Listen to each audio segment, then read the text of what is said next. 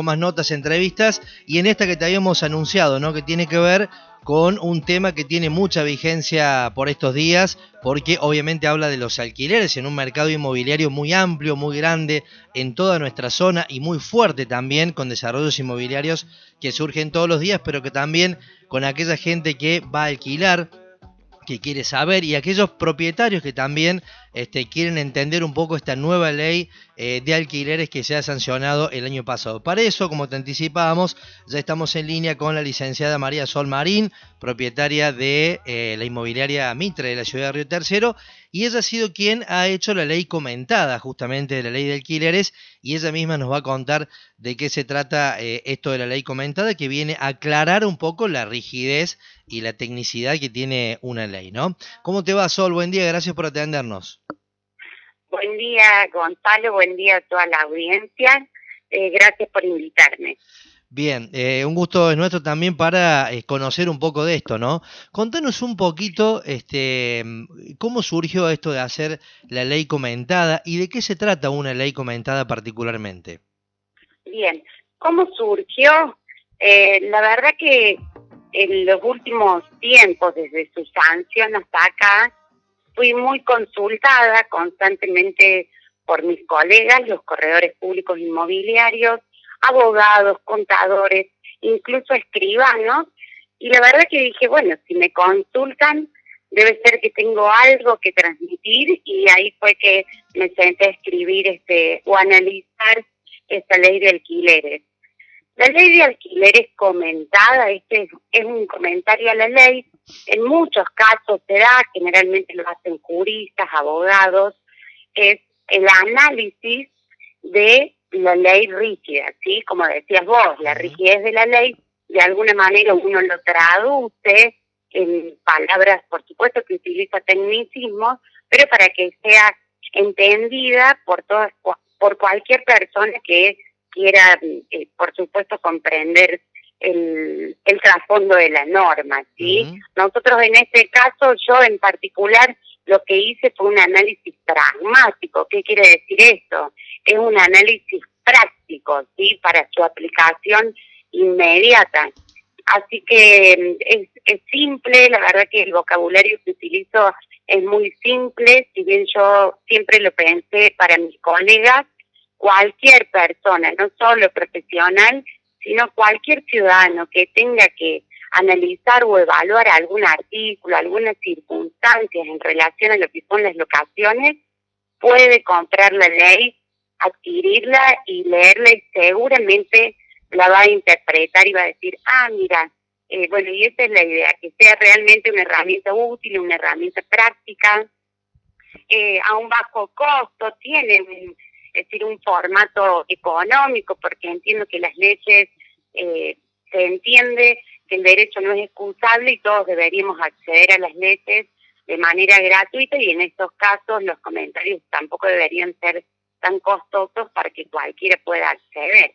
Bien, en una ley, Sol, que por estos momentos, al menos acá en Almafuerte, se está viendo, no sé si porque se da que se están renovando muchos contratos por el momento, o es un tiempo particularmente así, donde se empieza a ver y a conocer unos aspectos, digo, muy básicos de la ley. Por ejemplo, esto de la actualización o la aplicación del interés, de los intereses anuales, ¿no? Entonces, claro, nos vemos hoy con que hay alquileres de 15.000 pesos. Si vas a renovar un alquiler, por ejemplo, un caso típico, el costo hoy va a ser 23.000, 24.000 pesos, ¿no? Entonces es mucho el aumento, el incremento de un momento para otro. ¿Y cuál es el espíritu básicamente de la ley, de la nueva ley de alquileres que ves vos? Bien, te voy a decir, antes de decirte cuál es el espíritu de la ley, te voy a explicar brevemente para que la gente también entienda por qué los alquileres dieron un salto muy alto. Muchos alquileres quedaron congelados el 100% a marzo, abril, mayo de 2020. Y me refiero, cuando digo quedaron congelados, fundamentalmente a aquellos que se encontraron vencidos. ¿Por qué? Porque el DNU decía que debían pagar el último monto de alquiler, diferente a aquellos que no pagaron los los incrementos y difirieron su pago. Entonces, claro, vos imagínate que un contrato que venció en abril, mayo del año pasado y lo renovamos ahora el 1 de abril, finalizado el DNU, después de un año, no solo un año que no tuvo incrementos, sino que un año sumamente inflacionario. Y el valor del alquiler debería, si tiene, nosotros también tenemos un método de tasación. Y la verdad que hoy está, aunque para el locatario resulte sumamente costoso, hoy está muy por debajo de un valor de renta lógico, redituable para el inversionista, ¿sí?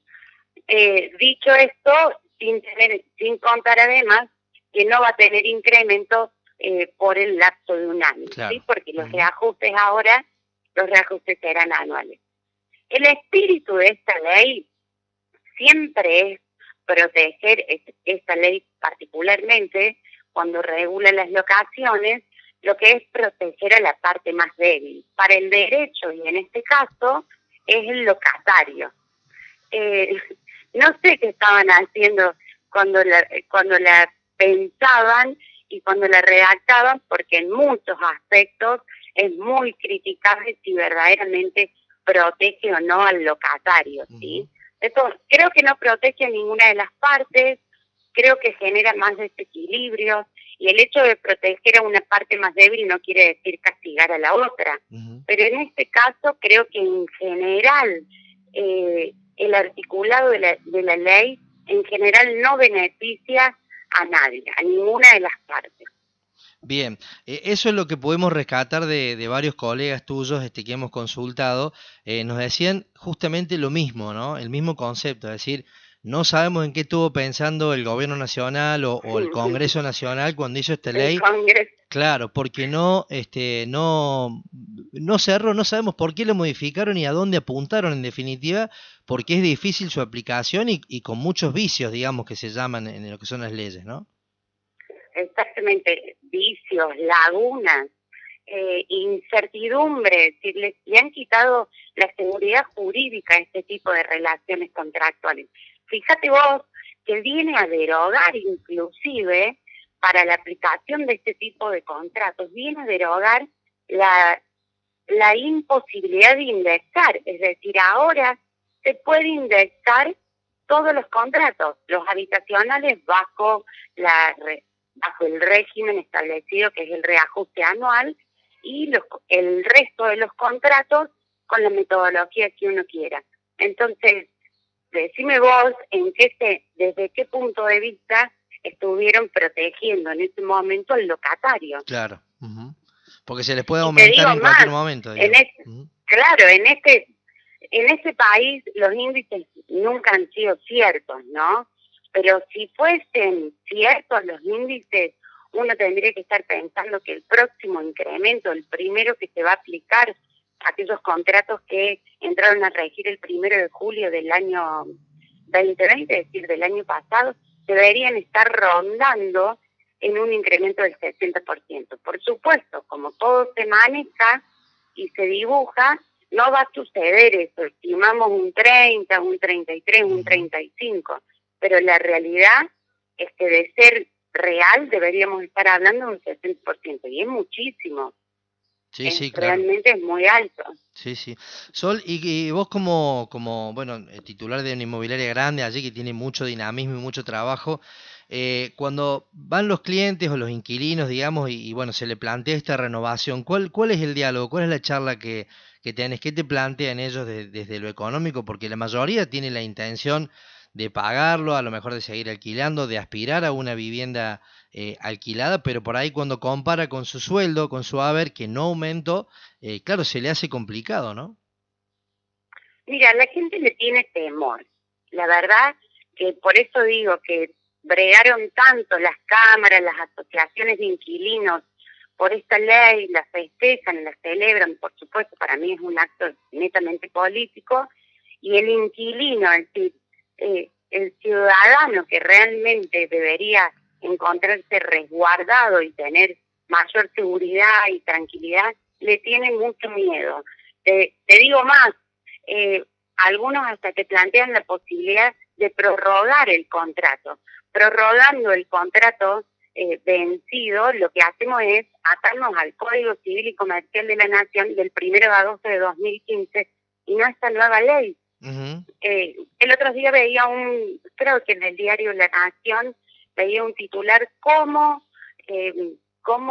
engañan a la ley 27.552. Los locatarios tienen mucho temor, prefieren saber exactamente cuánto van a pagar, un 15% semestral, es decir, tener la certeza de cuál es el número final y no la incertidumbre de atarse a un valor o a un índice como es el que establece esta nueva ley. Claro. O sea que se puede extender el contrato, ¿es posible eso? ¿Un contrato que se venza, sí, digamos? Es legal, sí, es legal. Es legal prorrogar el contrato. Nosotros en la práctica y por una cuestión yo siempre digo que hay grises que te ponen como profesional en un lugar que puede ser juzgado. En todos los casos nosotros hemos hecho renovaciones de contrato, excepto un solo caso de una persona que está terminando su casa y que necesita verdaderamente una prórroga por solo 6 meses. Si no, en todos los otros casos hemos llegado a buenos acuerdos y finalmente la gente ha renovado el contrato. Bien. Ahora los contratos son por 3 años, ¿no? Con esto no por 3 años. El plazo mínimo legal es por 3 años. Por supuesto que el mismo artículo 1198 establece en su último párrafo que aquel que esté en tenencia de la cosa, el locatario puede renunciar a ese plazo mínimo. ¿Qué quiero decir con esto? Que una renovación podría ser por 2 años y no por 3, por ejemplo. Claro.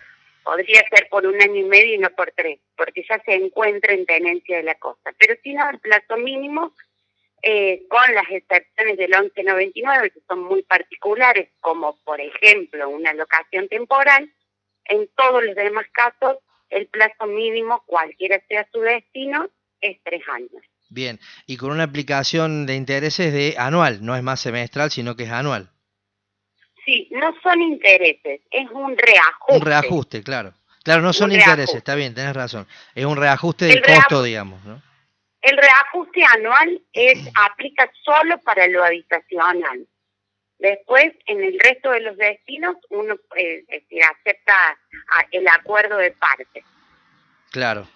Sol, he escuchado versiones de gente así que tiene a lo mejor algunas propiedades, que tiene una renta, digamos, pero que no es su ingreso exclusivo familiar. Y ante esto, porque una de las exigencias es asentar el contrato en AFIP, con todo lo que eso significa, han manifestado, bueno, ante esta situación yo cierro mi casa, la dejo inhabitable y bueno, hasta que esto se vea cómo está un poco más claro el tema, ¿no?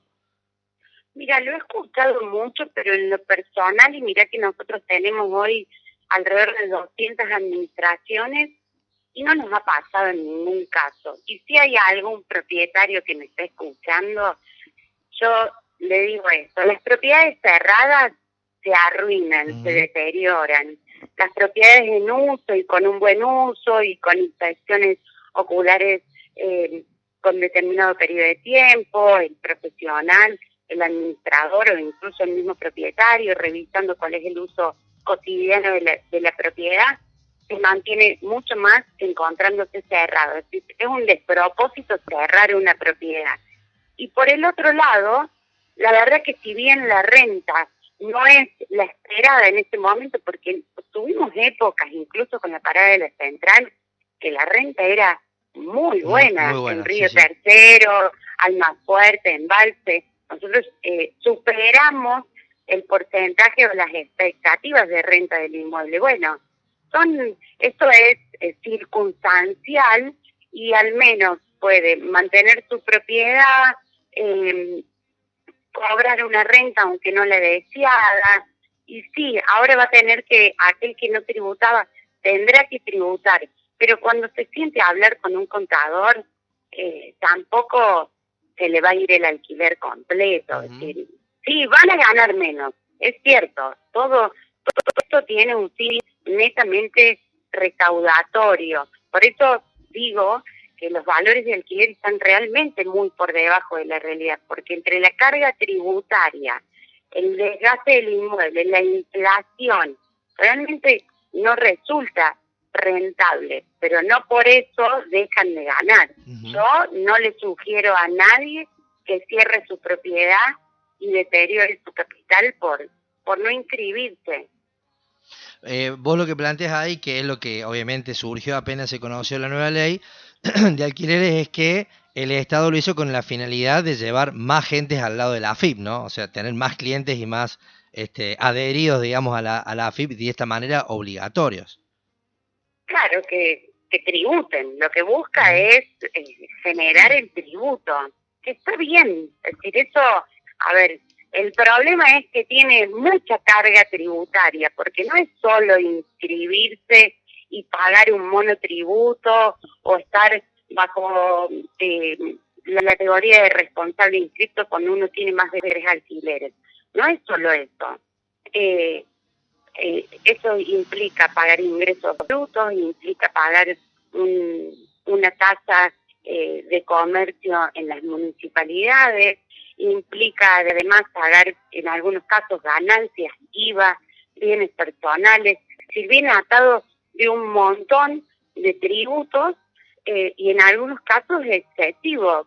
Pero bueno, es decir, indudablemente que el Estado ir con los mínimos necesarios de una sociedad.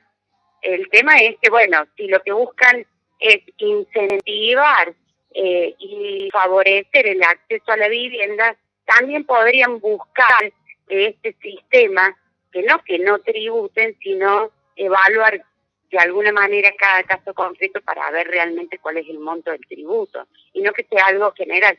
Es lo que yo digo siempre, es lo mismo si vos sos un kiosco o si, y en el buen sentido lo digo, ¿no? Si vos tenés un kiosco o si sos dueño de Arcor. Claro. Por decirte una tontera, no es tan lineal como lo digo, pero es como que la carga tributaria por ahí no diferencia si tenés un único alquiler, si vivís de una jubilación o aquel inversionista que tiene muchísimas propiedades y que tampoco por eso lo tenés que castigar. Claro, ¿no? lógico, porque, tal cual. Pero bueno, es decir, me parece que lo que van a tener que empezar a trabajar ahora es en que las locaciones deben tener un régimen especial de tributo, realmente pensado para que la gente no saque sus propiedades de alquiler porque hace falta y para que todos tributen en una justa medida y bueno, y finalmente sea equitativo para todos. Tal cual. Sol, la verdad, muy esclarecedor el testimonio. También, bueno, conocí mucho la ley, la has comentado justamente en este libro, en este comentario de la nueva ley de alquileres, y nos venías a aclarar un montón el panorama de mucha desinformación que hay, ¿no? También ni el Estado, le cuesta por ahí también a los inquilinos o a los propietarios saber bien cuál es el cuerpo de la ley. Bueno, y ahí está el trabajo también seguramente del mercado inmobiliario. No sé si nos querés contar alguna cosa más, algún artículo o aspecto más de la ley comentada. Mira, a mí me encantaría contártela completa. Lo que sí los invito, porque estamos bien cerquita, el que la quiera adquirir, la está distribuyendo el Cita Quinés acá en Río Tercero, en la librería que está en calle San Martín 35. En el interior está mi teléfono personal, así que si alguien la adquiere, la lee, tiene dudas, yo soy siempre materia dispuesta, no solo para mis colegas, sino para el público en general. Así que si sirve, si aclara o si genera una nueva duda, estoy a disposición, tanto de los medios como de aquel que pueda ayudar desde mi lugar. Creo que la responsabilidad social que tenemos en estos aspectos tan importantes como es el acceso a la vivienda, los profesionales que estamos en el sector inmobiliario, es realmente relevante y yo brego por eso.